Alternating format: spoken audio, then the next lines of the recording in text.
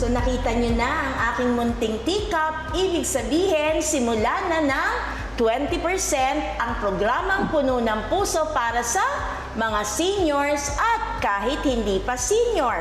At ngayon, sa hapon na ito, may kasama tayong iinom ng mainit na tsaa. At alam ninyo, ang hatid niya ay ligaya. Dahil ang pangalan niya ay Ligaya de la Cruz. Ayan, hello. Thank you. Salamat po. So sasabayan po natin sila sa ating pag-inom ng mainit na tsaa. Po, salamat. Let us praise the Lord. Thank you. Ang sarap ng... So kitang-kita nyo naman ang sasaya namin kasi ang bisita natin naghahatid talaga ng saya. So Ate Guy, bakit ba Ate Guy ang tawag? Kasi kumpletong pangalan, Ligaya. Ligaya. Kaya lang meron bang ganon? The Joy of the Cross. Kasi ang apelido po niya ay De la Cruz. Tapos ano siya, married siya kay Ray de la Cruz. Si Kuya Ray. So batiin mo naman ang iyong lovey-dovey. Hello, nandito na ako. Hello, nandito na ako. So ayan, alam nyo, ang saya-saya natin ngayon kasi kitang-kita nyo naman ano ba ang outfit ng lola nyo ngayon, di ba? Violet na violet.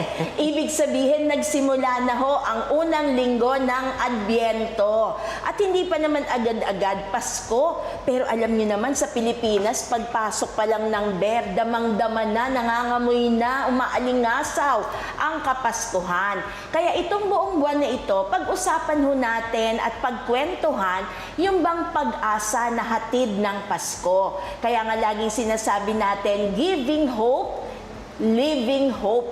Ibig sabihin, nagbibigay ka ng pag-asa at naibubuhay din, na isa sa buhay din ang pag-asa na yan. At tingnan nyo naman, meron ng kumukuti-kutitap sa likod ko. Palagay ko ang mga bahay ninyo talaga namang namumukadkad na sa mga Christmas trimmings. Kaya alam nyo, hayaan ninyo na basahin ko muna sa inyo ang isang kasabihan. Ano ba ang kasabihan? Sabi nila, Christmas is not a story of hope, but Christmas is hope itself. Mukhang totoo naman yon. So, Ate Guy, yan ang pag-uusapan natin ngayon. Ngayon nagmemeryendahan ang mga lolos and lolas, titos and titas natin. Una munang katanungan, paano ka ba naging ligaya? Masayahin ba ang iyong angkan at talagang nang pinanganak ka, nakita nila maghahatid ka ng ligaya? Siguro po na kasi ang mga pangalan namin sa family ay puro Tagalog. Dakila, Marikita, ganyan ang mga pangalan namin. Sige nga, kumpletohin nyo nga po yan. Ako, kaya ko ba? Ilan ho ba? Ilan ba? Kami po bali 10. Ay, kaunti lang sila. 10 kulang 2 para 1 dosena. Sige po kung ilan yung maaalala ninyo. No, may Liwayway kami, may Marikita, may Diwata, may Rogelio, Dakila. Yung mga matatanda, sunod na sa pangalan ng lola. Esberta, Caridad, ako nga po yung Ligaya. Tapos medyo gracias kami, junior yon. Oh, so parang hindi lang basta Tagalog no? Talagang halo-halo. Tsaka malalim, tulad yung Isberto. Isberta, babae po yun. Di ba? Sanay tayo sa mga Roberta, Roberto, pero kanya kakaiba. At meron ka pang Dakila talaga, di ba? Nakakatuwa. Ba't naman ho ganun ang naisipan ng inyong mga magulang? At sigurado may kinalaman din ng lolo at lola niyo dyan. Hindi ko po, kasi po kami nasa mababang, batang version ng mga pamilya Kaya wala kami inabot na lola at lolo Okay. So, yung tatay ko lang, yung nanay ko lang, ang talagang nagbibigay ng pangalan. Pero usually, ang tatay ang nangingialam sa pangalan namin. Siya leader dyan sa pagpapangalan. Ano ho bang pangalan ng inyong mga magulang? Ang tatay ko po ay Geogracias. Ba? Kaya may junior, yung pinakabunso. Tapos yung ang akin pong ina Prima. Prima donna talaga. Taga saan ho ba kayo? Ako po, lumaki ako sa Kalumpit, Bulacan. Pero dito ako pinanganak sa Manila, ba't doon ako lumaki, doon ako nagkaisip, doon na rin ako nag-aral ng primary. So, ibig sabihin talagang Tagalog pala. Tagalog po. Kaya tama naman at pinaninindigan talaga ninyo. So, ibig bang sabihin nito, yung mga tradisyon sa inyong pamilya, mga tradisyong Tagalog. Opo. Kasi di ba, iba-iba tayo ng kultura di ba? Opo, opo. At pagka ganitong panahon na, naaalala niyo ho ba nung kabataan niyo, alam niyong magpapasko na?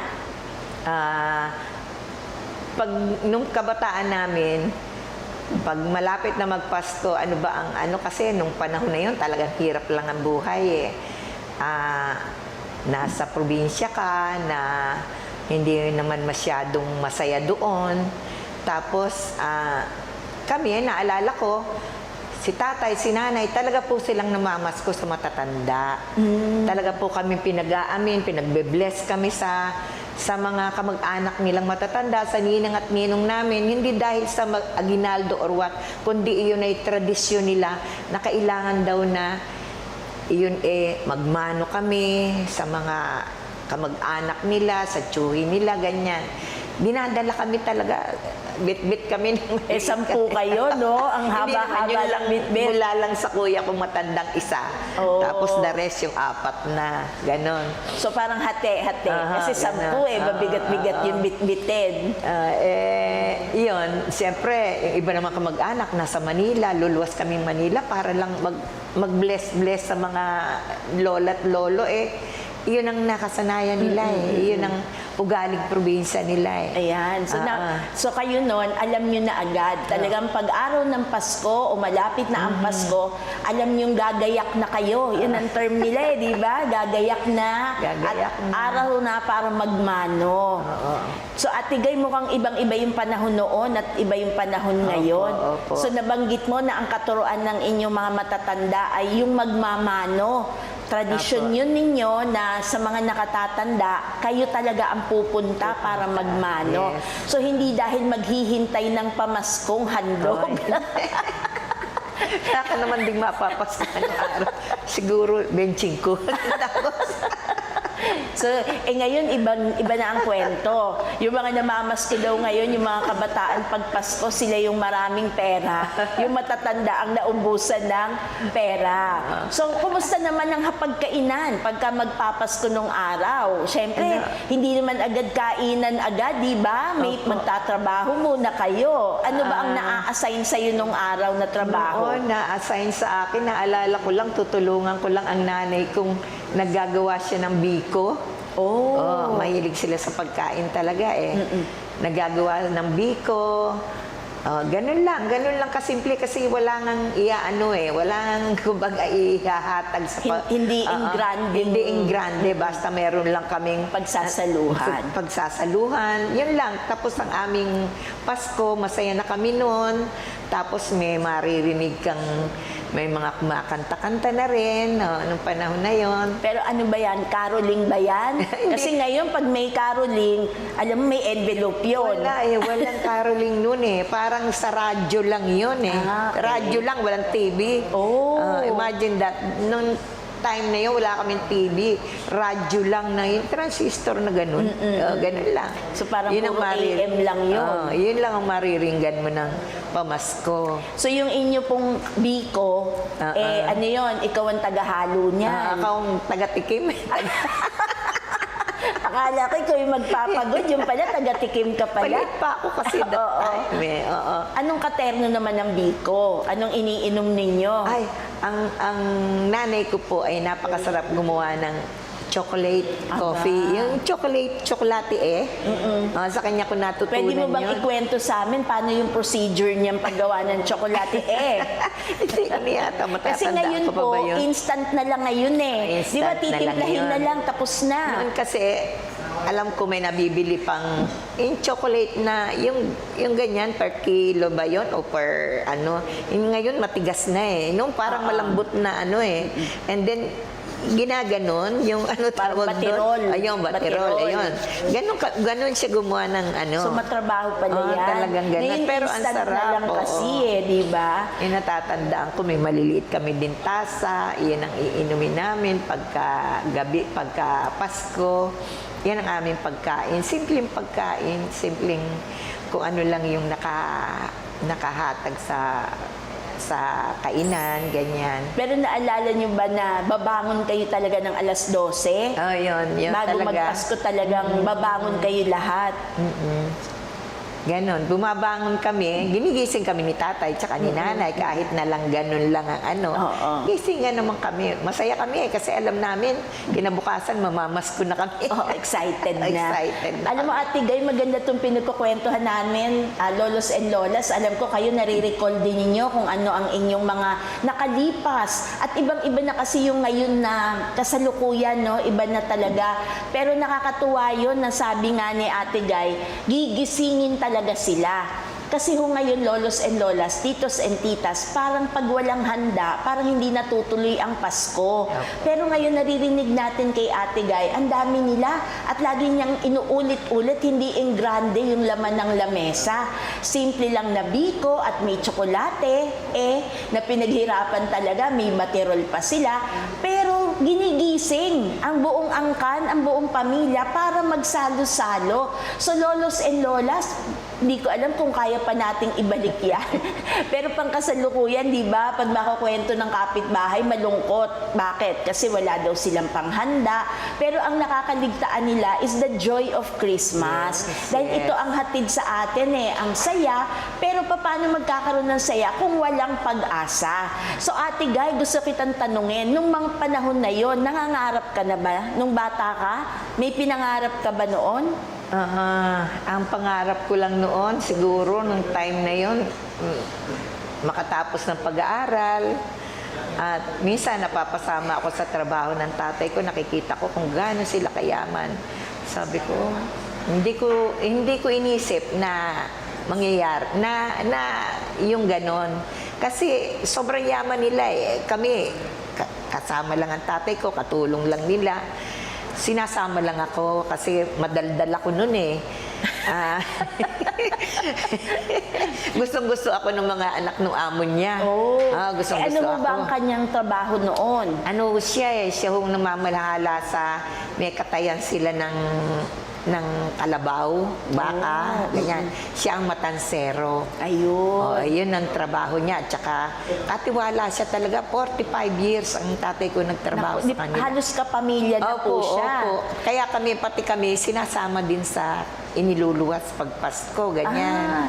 Pag merong happenings, sinasama kami. And yun, treat nila kami na parang kapamilya. Hindi sila ba yung mataas, mayaman, na kami ganun lang, hindi po. Nabubuhay pa po ba sila? Ay, wala Ang angkan na po. Wala na po. Wala na.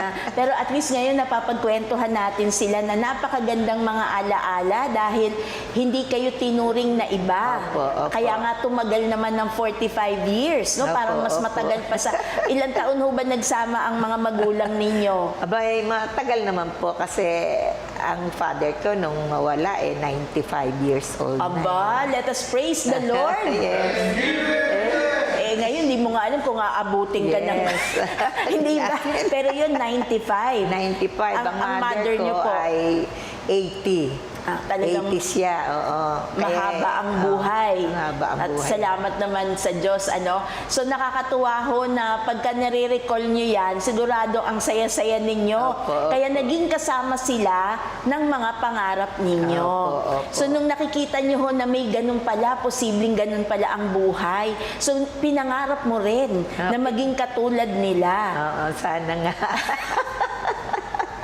So, bata pa kasi lolos and lolas, kung hope, pag-asa pinag-uusapan natin, ito ang hatid talaga ng Pasko. Tulad nga ng sinabi ko kanina lang, di ba? Hindi lang siya kwento ng pag-asa. Ang Kapaskuhan, siya mismo ang pag-asa. So, nung nangyayari ho yun, talagang nagsikap kayo, nag-aral kayong mabuti. Sa Maynila na ho kayo nag-aral niyan. Hanggang grade 4 lang ako sa Bulacan dahil kinailangan na ang father ko na lumuwas. So kasama na naman ang buong pamilya. Binigyan kami ng isang tirahang maliit. So doon kami naghanap buhay ng husto. Ako grade 5 noon. Ibang mga kapatid ko maliliit pa. So ako yung lumabas na parang pinaka-ate kasi ako siguro yung talagang galaw ng galaw, yung masigla sa paghahanap buhay, kahit tinda-tinda lang ng anything na yung may napitas akong bunga ng mangga, ng ano ba yun, ng star apple, ititinda ko yan sa mga nagdadaan. Talaga? Ganun So po. parang natural na ho sa'yo Opo, ang maging natural. negosyante. Bata pa lang. So talagang kilos na ng kilos, pampayaman na agad talaga. Agad-agad yan. So paano naman kayo nagsimula ng, o di ganun, tuloy-tuloy? Ibig sabihin, habang nag-aaral, naghahanap buhay Opo, na din. naghahanap buhay Mga na maliliit din, na negosyo na ikaw rin na naka-imbento. Kita nyo, nangunguha lang ng kay Mito, pinagkakitaan na. Yan yung tunay na entrepreneur, di ba? So nakakatuwa. Paano naman ho kayo napunta dito sa inyong negosyo pangkasalukuyan? Yung aking hanap buhay sa ngayon ay isang kainan, tsaka catering po. Nung lumuwas na kami, so dito na ako yung kung ano-ano na talagang hanap buhay, tinda ng kung ano, pantalon, damit, ganyan. Hanggang sa nung college, instead of mag-take ako ng exam, kasi commerce ako major in accounting. So, hindi ako nag-take na exam. Sabi ko parang hindi ko kaya kasi busy ako noon sa paghahanap buhay na Meron na kaming maliit na tindahan. Tapos, nung nakatapos na ako, sabi ko, parang konti lang naman ang kinikita sa ganito. Sabi ko, tatay, gusto ko magtayo ng kainan. Kasi sila mahilig talaga magluto So, nakikita ko sa kanila yun Miski ang mother ko noon, meron na rin tindahang maliit, kainan lang. Yun lang, maliit lang. Tapos sabi ko, tatay, ako din gusto ko. Sabi ko gano'n sa kanya. So, ayun, siguro kada dasal, nabigyan kami ng pwesto na walang bayad. Aba. So, doon ko ibinuhos yung sipag ko, yung pakikisama ko. Doon na sa pwesto na yon. Mga 19 ano po yan? 80s na po ba yan? 80 po, ganyan. Kasi 73 ako graduate ng high school So, college ko, 1978, 9, ganyan.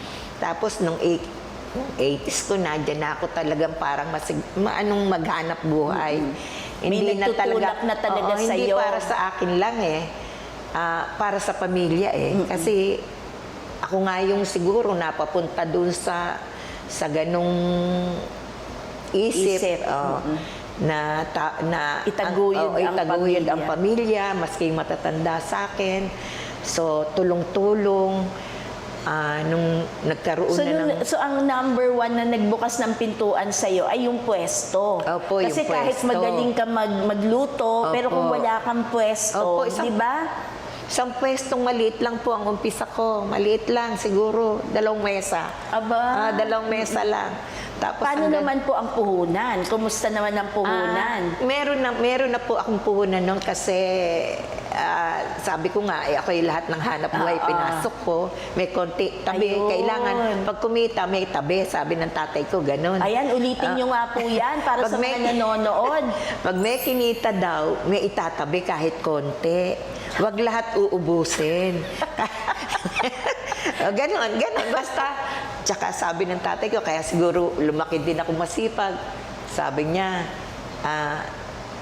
tamad mo, buntot mo, hila mo. Ibig sabihin, gutom mo, at tamad mo, gutom mo. Kung tamad ka, gutom ka. Kung hindi ka kikilos, walang mangyayari sa'yo. Siguro kaya Buntot ganun mo, ako. hila mo. Aba, ang dami natin natututunan. Pag may kinita, dapat magtabi. Magsusubi. Oo. Kahit lang konti. Hindi naman lahat ng kinita mo kasi nga nagagamit sa pamilya. Buong pamilya nandoon. At saka nung time na yun, bigyan kami ng pwesto. Pinaluwas ko yung mga kapatid ko nasa probinsya. Kasi wala namang hanap buhay doon So, dito kami nagtulong-tulong sa Maynila. Nag-isili. Basta ako leader nila. Kahit bata ako leader nila. Kasi ako nga yung siguro may isip na gano'n. So, iyon, maski yung mga ate ko, kasama namin, isang malaking lugar kasi yun eh, na ginawa ni tatay, nilagyan ng mga division kasi nga, niyaya ko yung mga kapatid ko dito. So, nilagyan kami ng kanya-kanyang kwarto lang. Oo, ganon. Tapos, yun, nagtulong-tulong na kami. Meron kami dyang tindahan ng prutas, banana Q. Yan yung aking pinag-umpisahan talaga, yung banana Q na yan. Aba, may istorya pala ang banana Q. Yan po talaga. Simula sa banana Q, ibig sabihin yung milyones ni Ate Guy, ha? Mahiwagang banana Q. Sapat lang po. Oo, ganon ka. Nung kasalukuyan nag-aaral, nagtitinda ng banana Q, meron ako isang kasama na iiwanan ko siya. Tapos, naalala ko tuloy, naiiyak ako sa hirap ng buhay noon eh. Pero, siyempre, yun nga, nagsipag at una sa Diyos, panalangin na sana po makaraos kami sa ganitong lagay, sa ganung lagay na hirap. So, nakaraos po, pinagbigyan po kami, natulungan, nakatulong sa mga kapatid, nakapag-aral ang mga pamangkin, yan po. Tapos, lumaki na yung tindahan, naging ang aking tauhan dumami na rin. Meron ka ng tauhan na nag-asawa at doon na rin sa lugar. So, napag-aral din sila nung aming maliit na tindahan na yon. So, Ate Guy, pag pinakikinggan ko tong kwento mo, no, at sabi mo nga, naluluha kapag naaalala mo lahat ng pinagdaan ng hirap. Opo. Ibig sabihin, may mga sakripisyo talaga. Pero ramdam na ramdam namin, Ate Guy, na katuwang mo ang Diyos. Opo, sa pulpa totoo nung po maliit yun. ka. Opo. Kasi parang yung inspirasyon, hindi naman yan mahuhulog lang kung saan eh. Opo. Mukhang talagang biniyayaan ka, Opo. ginabayan ka talaga ng Panginoong Diyos. So, nakakatuwa ho na nag-cooperate yung buong pamilya mo. Kasi di ba, minsan ho sa magkakapatid, di ba, may mga maliliit ka, ayaw susunod yan. Pero ito, ayon sa kwento mo, nagko-cooperate talaga, na nagsikap-sikap at nagtulong-tulungan. Ang tanong ko, Ate Guy, kasi ngayon sa mga lolos and lolas, alam nila yung kinukwento mo. Pero yung mga apo nila, ang alam na nila, madali na lang, ATM, may lalabas lang pera.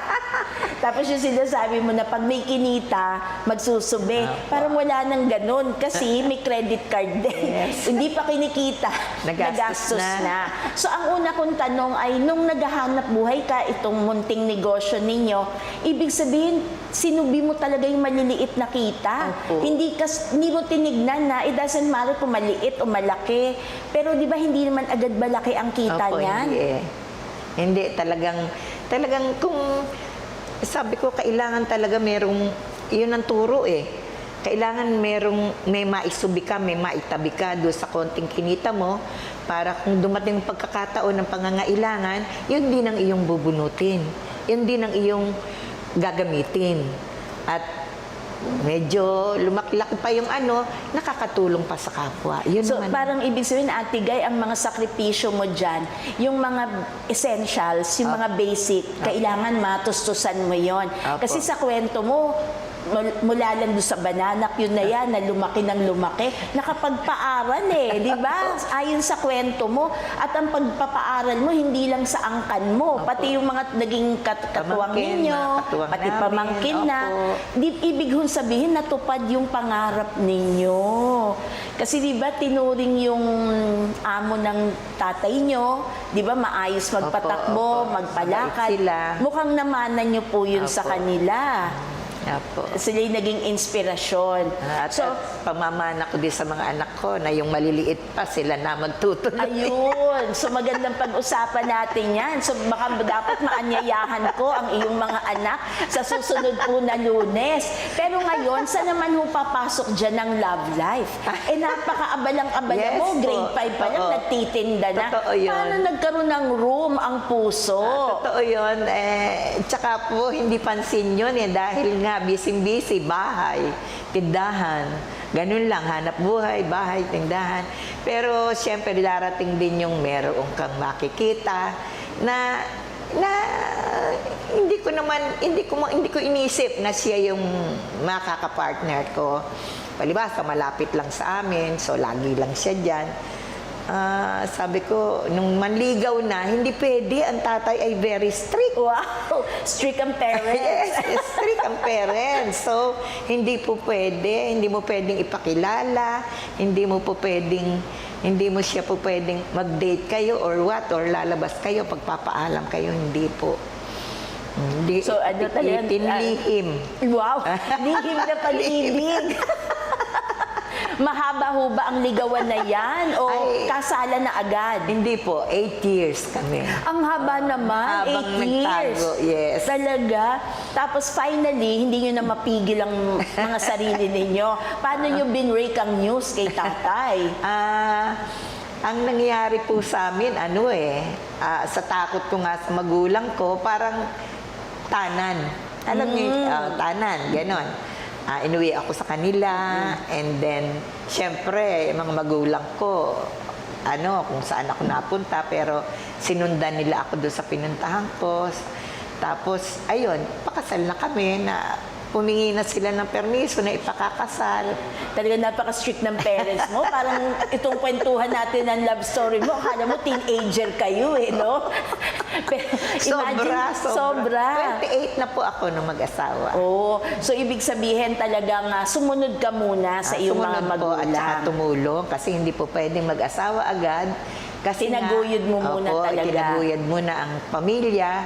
Dahil nga, nung panahon na yon, yun lang talaga Ako lang ang kumikita, nakasama sila.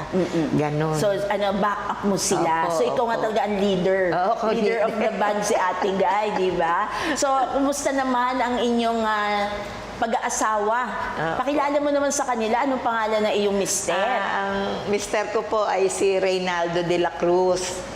Ganito na rin po siyang edad, mga paano-ano na lang kami, drive lang siya, drive lang ako kung saan pupunta, ganun na lang ang Ilang years na po kayong married? Anak, ilang taon ka ba? Ilang taon Nakalimutan magbilang no? 40. Aba, kailangan nating sumigaw dyan. Let us praise the Lord. Aba, kasi ngayon, di ba, nagsimula sa tanan, pero humaba naman, may forever sila.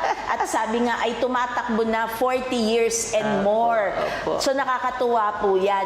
So, kanina, di ba, nung umpisa ho ng programa natin, nagbiro ako na Ray de la Cruz. Kasi ito yun ang totoong pangalan, Reynaldo Valdez de la Cruz. Kaya, di ba, parang artistahin talaga. So, iiwan na lang sa imagination ninyo. Ano yung itsura ni Kuya Ray. Pero ang ganda ng naging love story nila. At ilan ho ang naging bunga ng inyong pagmamahala ni Kuya Ray? 6 po. So, kulang ng 4 para maging 10, ano? So, ano pa yan, late bloomer pa siya niyan. 28 So, na. Ate Guy, ngayon nagbibigay tayo ng pag-asa sa mga lolos and lolas natin. Ano ba ang mensahe mo nitong malapit na ang Kapaskuhan para sa mga may pinagdadaanan din sa buhay? Ang masasabi ko lang po ay tatagan natin ang ating loob, ang una sa Diyos talaga. Diyan ka magbabase sa Panginoon. Dasal. Ako parang katabi ko lang si Lord, ganito, kailangan ko to Kailangan, sinasabihan ko siya kung ano kailangan ko sa Kanya and nagaganap, nangyayari, naibibigay. Very personal. Opo, very personal. Hindi ako yung ikanyo na hindi po, katabi ko siya. Lagi ko siyang katabi. Magdadasal ako, kung ano kailangan ko sa mga anak ko. Ganyan po ako. Tapos, itong nangyari yung pandemya, yung kung tutuusin, sobrang hirap, but naitaguyod po namin yung mga kasama namin. Oo nga, kasi Hindi talagang- namin pinawalan yun. Pero yung panahon na lockdown, ibig sabihin Opo, sarado opo. yung Wala. negosyo, hindi ba? Pero nakaraos at Opo, nakaraos. pinakakain namin sila, kahit pa paano sumusweldo. Hindi ka makapagtinda, hinhuli ka ng sasabihin sa'yo ng barangay, no? Hindi pa pwede, bawal. Oo. Kasi talagang Ayun. napakadelikado. Pero ang isang mabuting nangyari ay lahat naging safe naman sa pamilya. Opo, wala naman pong naano. At saka ang aking mga tauhan ay palibasa, meron kaming isang tirahan para sa mga tauhan. Andyan lang sila. Ito ang aking tagapagpasunod, walang lalabas, walang dahil si mama, si daddy, ano yan, Prone. matatanda Oo, niyan. O, tama sabi po. niya. So, siya ang taga-mando. Taga-subaybay, yung oo. aking Oo, attorney. pero imaginein ho ninyo, 2 taon yan, na hindi nagbukas ang yun. iyong Hindi. negosyo. Nagbukas din po kami. Maliit na lang, sumusunod lang kami yung lalagyan mo ng plastic, lalagyan mo ng layo-layo ang mesa. Yung dating 10 mesa o 12 mesa, naging 4 na lang yata dahil paglalayo-layuin eh. Oo. So, May ganon. Tapos distancing. puro na lang take out, ganyan.